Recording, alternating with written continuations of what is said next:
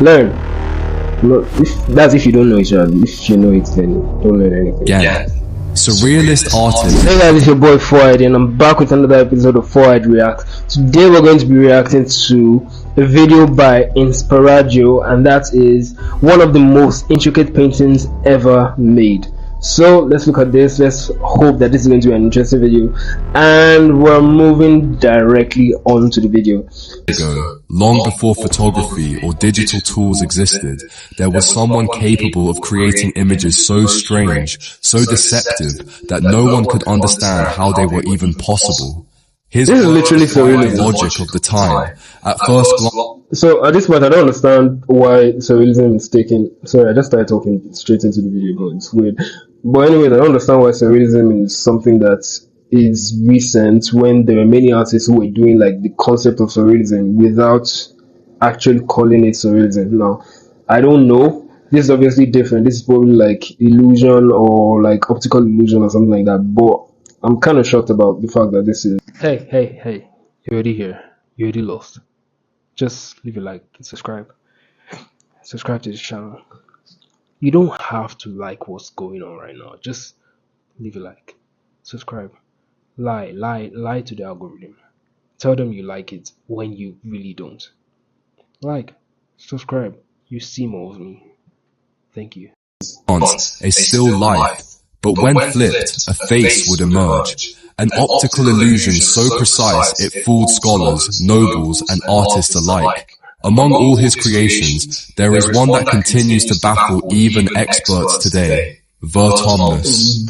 Its complexity is such that, although the portrait is made entirely of fruits and vegetables, its anatomical precision reveals the hand of someone who deeply understood the human body. Yeah, that's crazy. Every element was chosen deliberately, forming an illusion so perfect that even artificial intelligence today would struggle to replicate such flawless work. Giuseppe Arcimboldo is one of the most enigmatic artists of the Renaissance. So this is Italian, so I don't know, the names are always very weird, but Giuseppe Arcimboldo. While most painters of his time adhere to traditional styles, Arcimboldo created a completely different approach: portraits composed of fruits, flowers, books, animals, or everyday objects. Today, it is estimated that only around 25 original works signed by his hand still exist, which makes his legacy even more mysterious and valuable. Only 2 self-portraits by this artist are known. That's the crazy thing, like you can tell this, you see the works that he does and it's like, yo, this is very grotesque or something, and the guy can actually paint, so it takes a lot of like idea. That's why it's very good for you to learn fundamentals, because it takes a lot of idea for you to like stray from the line. That's something I was talking about when it comes to the concept of abstract art. Most people do abstract art as an escape from making good art, like because they know they can't actually make a good art, or they feel like they are not good enough to make, like, to attack all the fundamentals when it comes to making art. They use that idea of abstract art or modern art as an escape from the confines of what art should be. But what these guys did at that time was very different. What they did was they were so good at making normal art that then they started straying from that style. That's why you can see someone like Picasso. You can see a couple of other artists that they started off very good, and then slowly they changed. Either they switched up the style or they made it less realistic because they already had an idea of what realistic is. Don't use bad art as an escape. Don't come and start telling people like, yo, I'm drawing from my soul, when you can actually not draw the fundamentals really. So sorry for that off top, but that was something I just wanted to point out. In which he portrays himself looking directly at the viewer, a pose reminiscent of artists like Dürer. This type of image, also common in representations of divine figures such as Christ Pantocrator, can be interpreted as reminiscent of artists like Dürer. Look at those eyes, man. Like, and this was done in 1500. They didn't even have cameras then. Like, that's what blows my mind about old art. Like, when it comes to like making arts now, I know how hard it is to draw looking at a picture. So it always baffles me when I see like Renaissance art and I see all these classical artworks and they are so good, they are so realistic. Like when I even hyperrealism now doesn't really like strike me as anything, because in my mind I feel like, oh, if I had a camera or if I had a picture next to me, I can just go that deep. It just takes a lot of zooming in and drawing each of those details. But what these guys did was the baffling part. Like they were doing camera level realism from live drawings.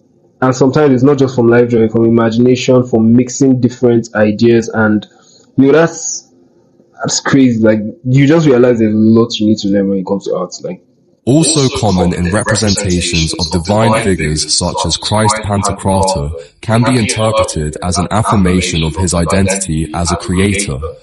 The second self-portrait is even more revealing. Arcimboldo constructs his own face out of strips of paper, already showing his early interest in combining different elements to form a unified image. During his lifetime, Arcimboldo was a well-known and admired artist, especially in European courts. However, after his death, his work was forgotten for centuries. Even in 1920, when a collector tried to sell 2 of his paintings, no one showed any interest in buying them. It wasn't until the rise of 20th century avant-garde movements, such as Impressionism and especially Surrealism, that his art began to be appreciated. I said it!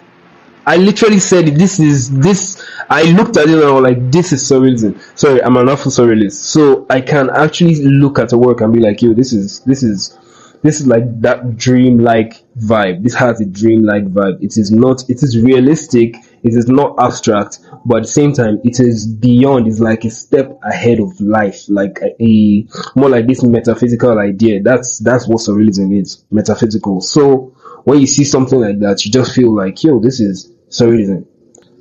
Learn. If you don't know it, if you know it, then don't learn anything. Yeah. Surrealist artists were particularly drawn to his visual compositions that changed depending on perspective. For example, a figure made of flowers or fruit that, when viewed from afar, reveals a human face. The same logic can be found in some Impressionist works, where what appears to be a simple blotch of color becomes a landscape when observed from a certain distance.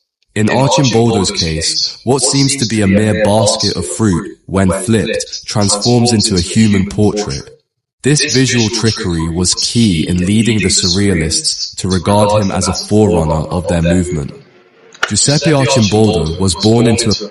Write this name down. If you want to start surrealism, look for someone and write this name down so you can learn. I don't know as well. I'm going to be watching a lot of art history videos, so I'll probably see a lot of surrealist artists, classical artists, and stuff like that. But if you are looking at making something on this style, just follow this guy up and try as much as possible to try what he's doing. It's very hard for you to do an optical illusion. I don't know if I can actually do it this good. Not this good, so I don't know if I can actually do it good, like 50% of what this guy did, but it's very crazy. So if you're going to do surrealism, try and learn this. Family of artists in Milan. His father worked creating stained glass windows, and Arcimboldo himself began his career by following that same craft. By the age of 21, he was already a member of the Painters Guild in his hometown. His talent led him to become a court painter for Emperor Ferdinand I in Vienna, but Arcimboldo didn't limit himself to portraits. At court, he participated in all kinds of events. He designed decorations for performances, created costumes, and organized masquerades, jousts, and celebrations. He was a complete artist, involved in every visual and theatrical aspect of palace life. Under his patronage, Arcimboldo developed many of his most original works, including Vertumnus, which we'll analyze later in this video, and which, in my opinion, is one of the most complex paintings ever created.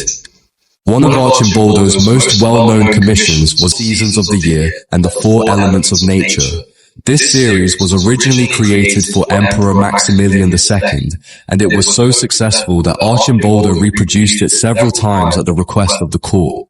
Spring is particularly striking. The portrait is made up of more than 80 different species of flowers, all depicted with remarkable precision.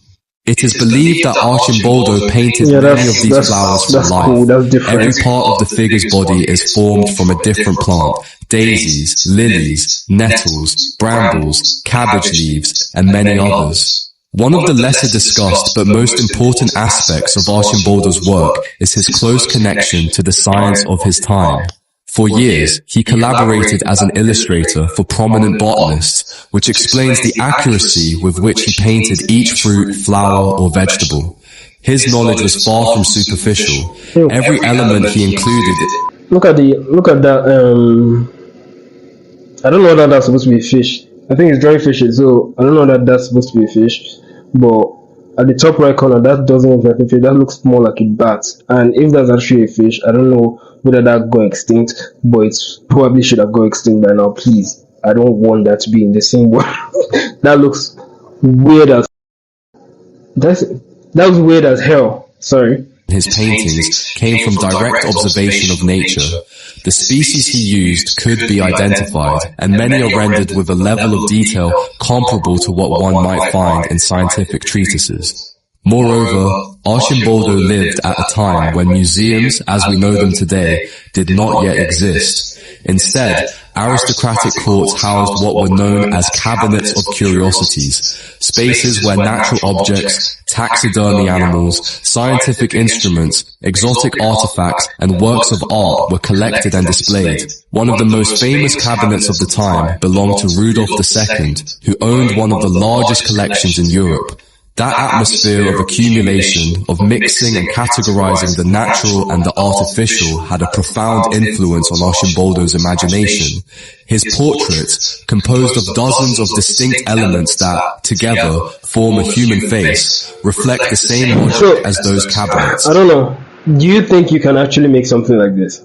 Because now I'm looking at this, and as much as this looks very complex in terms of how the painting is done and how detailed the painting is, I'm looking at it and I'm like, I can, except the one about the turning upside down one, that's actually very crazy. But when I look at this, I'm like, I can, if somebody gave me a carrot, yam, banana, orange, apple, pear, I don't know, I feel like I can break that down in a way where it feels like a face. I don't know whether I can do it. I've not tried it before, but it's just my ego talking. Yeah, I won't lie. An ordered combination of fragments. Plus, you have a more the wow to do this.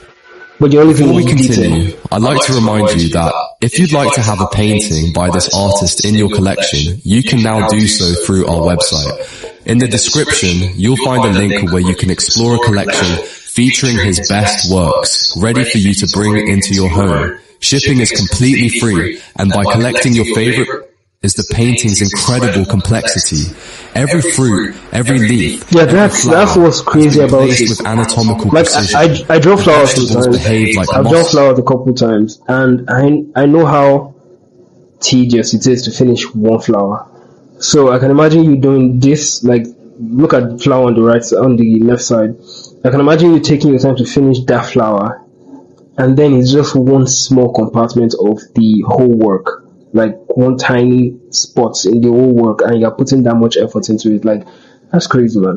Tendons and bones, the structure of the face, the volume of the cheekbones, the tension of the neck, all seem to reflect a deep understanding of the human body. This artist achieves the unthinkable, turning a botanical repertoire into a realistic portrait. A pear becomes a nose, red berries form full lips, a corn club serves as an ear, and what appears to be a zucchini represents a pear becomes a nose, red berries form full lips, a corn club serves as an ear. Look at the corn, like look at the detail inside the corn. That's beautiful, man. And what appears to be a zucchini represents, astonishingly well, the sternocleidomastoid muscle of the neck. This technical sophistication makes Bituminous one of the most intricate paintings in art history.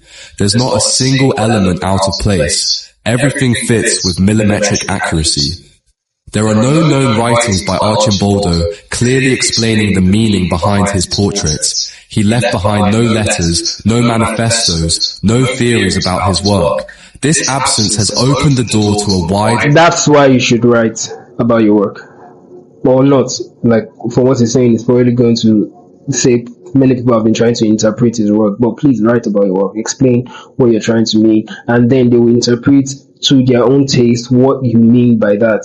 But if you just leave it unsaid, and people can just randomly state anything, you would end up waking up one day from a long slumber and finding out that people don't understand half of what your work means. So that's range of interpretations, from those who believe his portraits were courtly jokes to others who see them as complex expressions of mannerist or even philosophical thought. Some scholars have suggested that these works represent a form of microcosm, the idea, inherited from Aristotelian tradition, that the human being is a synthesis of the natural world.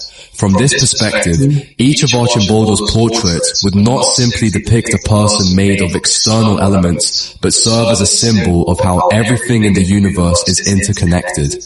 Without a direct explanation from the artist himself, all these theories remain open. I'd love to hear your thoughts in the comments. Thank you for watching until the end, and I'll see you in the next video. So, thank you for watching up to the end. Leave your thoughts in the comments if you think this style is something that you would put in your own house. Like, if you feel like this is something that you put in your own space and you feel very comfortable having such hideous work. Like, no, it's not hideous in the sense that it's bad, but hideous in the sense that it looks kind of weird. But at the same time, when you're looking at it, like, wow, not bad. Would you like to have something like this in your space? Just comment in the put that in the comment section. Let me know. And with that, I think that's the end of this particular video. If you like this, please leave a like, subscribe, comment, and I will see you on the next episode of This Art Reacts. Thank you very much for listening, and I remain 4ID. Bye.